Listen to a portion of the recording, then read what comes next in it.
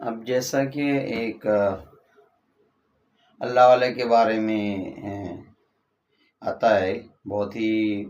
بزرگ تھے، اللہ والے تھے، ان کے بارے میں آتا ہے کہ وہ ان کے جو مریدین تھے ان کو وضو کرایا کرتے تھے تہجد کے وقت، تو تہجد کے لیے اٹھتے اور وضو کر کے تہجد کی نماز کے لیے کھڑے ہو جاتے۔ تو جب وہ وضو کر کے تہجد کی نماز کے لیے کھڑے ہوتے